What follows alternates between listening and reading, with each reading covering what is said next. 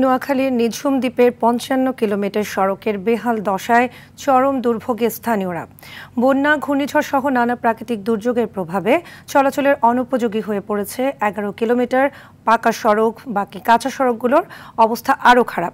স্থানীয়দের অভিযোগ, একাধিকবার ঊর্ধ্বতন কর্তৃপক্ষকে জানিয়েও মেলেনি কোনো সুফল। নোয়াখালীর হাতিয়া থেকে ইসমাইল হোসেন কিরণের পাঠানো তথ্যচিত্রে জানাচ্ছেন আব্দুল হামিদ।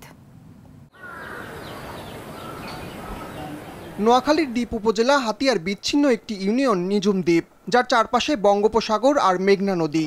২০০১ সালে জাতীয় উদ্যান হিসেবে ঘোষণা করা হয় দ্বীপটিকে। এরপরই এখানে গড়ে উঠতে থাকে পর্যটন কেন্দ্র। অপার সম্ভাবনা থাকলেও ভঙ্গুর যাতায়াত ব্যবস্থার ফলে নানা সুবিধা থেকে বঞ্চিত হচ্ছে এখানকার বাসিন্দারা। বন্দর টিলা থেকে নামার বাজার পর্যন্ত সড়কটিতে খানাখন্দ তৈরি হওয়ায় চলাচলে অসহনীয় ভোগান্তি পোহাচ্ছেন স্থানীয়রা। এই বন্যার ফানের অতিরিক্ত চাপে ৩ থেকে ৭ জায়গা দিয়ে আপনার রাস্তাটা ছেড়ে গেছে। অনেক সময় গাড়ি পড়ে যায়, মোটরসাইকেল পড়ে আমরা অ্যাক্সিডেন্ট হয়ে অনেক লোক। এইভাবে খারাপ হয় তাহলে শীতের মৌসুমে পর্যটক আসবে না। যাত্রী নিয়ে টার্গেট করে চালাইতো, অনেক সময় গাড়ি সহকারে খালের ভিতরে পড়ে যায়। রোডের কারণে স্কুলে কোনো বাচ্চাদের দিতে পারি না।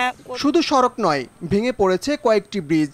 দুর্ঘটনার ঝুঁকি থাকলেও ভাঙা ব্রিজের ওপর কাঠের সাঁকো দিয়ে পারাপার হতে হচ্ছে এলাকাবাসীকে। পাকা রোড ভেঙে খাল হয়ে গেছে, এখন কাঠের ফুল করি আমরা এদিকে চলাফেরা করি।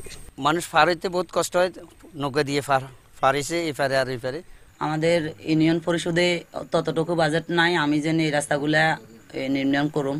এলজিডি প্রকৌশলী মোহাম্মদ সাজ্জাদুল ইসলাম জানান, বরাদ্দ পেলে আগামী বছরের মধ্যেই শেষ করা যাবে সড়ক উন্নয়নের কাজ। মেইন রাস্তা আমাদের এই হেলথ প্রকল্পের আন্ডারে, এটা অলরেডি ডিবিভুক্ত হয়েছে। ডিজাইন ফেজ কি হবে সেটা হেডকোয়ার্টারে কাজ চলমান আছে। তো আমাদের কাছে যখন ডিজাইনটা চলে আসবে তখন আমরা এস্টিমেট করে পাঠিয়ে দিব আর কি। আশা করতেছি শীতের আগেই টেন্ডার হবে। প্রতিনিয়ত প্রাকৃতিক দুর্যোগের সঙ্গে লড়াই করে বাঁচতে হয় নিঝুম দ্বীপের অবহেলিত প্রায় ৩০,০০০ বাসিন্দাকে। জনদুর্ভোগ নিরসনে দ্রুত সড়ক উন্নয়ন প্রকল্প বাস্তবায়নের দাবি ভুক্তভোগীদের। আব্দুল হামিদ, RTV।